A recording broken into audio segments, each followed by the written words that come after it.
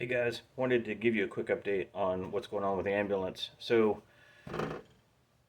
we had some excitement yesterday. We were getting it ready for the trip that we're taking here pretty soon. Doing the standard checks, checking the lug nuts, checking the oil, checking the power steering fluid, making sure everything's topped off.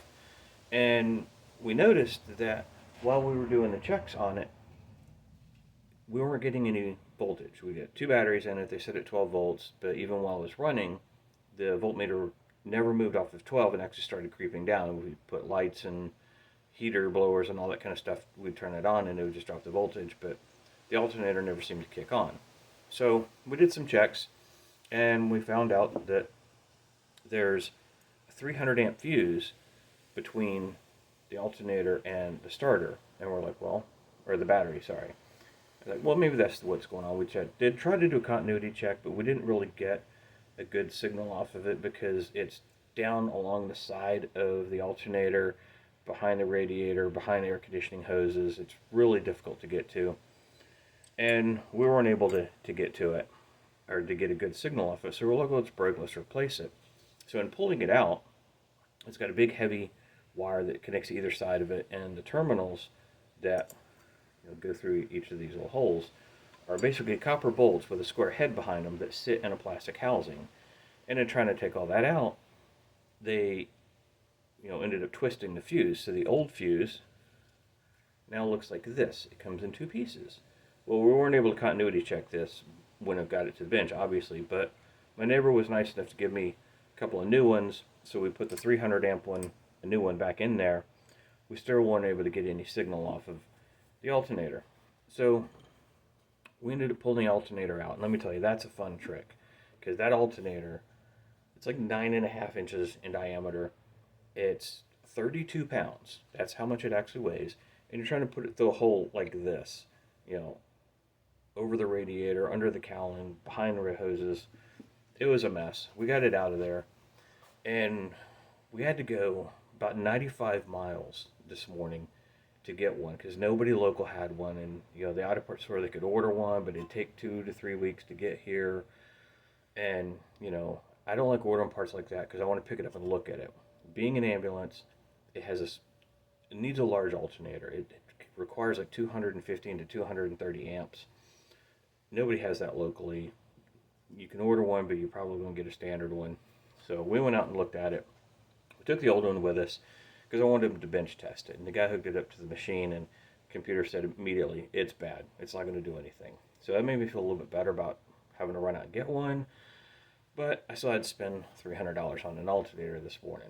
Anyway, we get back, put the new one in, and it actually went in a lot easier than I thought it was going to because getting it out was kind of a trick, but putting it in, it went in. There's a little bit of fighting with it, getting it around stuff. Got it in there. I was sitting in the engine or the passenger floorboard trying to reach in, over and behind and feel things, and had the wife handing me nuts and bolts in the other hand, trying to get everything put in there. We got it in, got it hooked up, and it works. The alternator's working now. All the systems seem to be checked out. All the fluids are topped off. Got two brand new tires on the rear of it. So other than doing like a cleaning, loading clothes, and loading groceries, we should be ready to go. Cross our fingers. We've been planning this trip for 2 years. I'm hoping we're going to get on the road. The other thing that I'm working on is right in front of me. I know you can't see it. Is I'm working on a bracket. So this bracket, nice and pretty, right?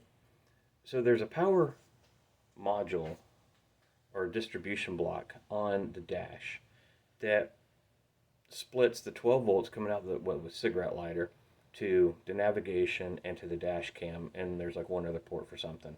And it sits in this little black bracket right here.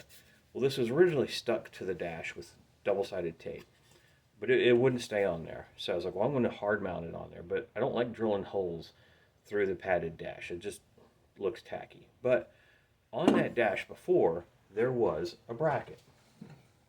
And that bracket was for this engine management unit. Now, eventually I'm going to relocate this management unit to the dash at the top of the dash, at the lower part of the windshield, down in the little corner down there. So I don't need to use this bracket, but I didn't want to use this bracket because it actually blocks the heater vent. So the heater vent would be right here, and it's going to be November. It may be cold up in the mountains across the desert, so we want the heat.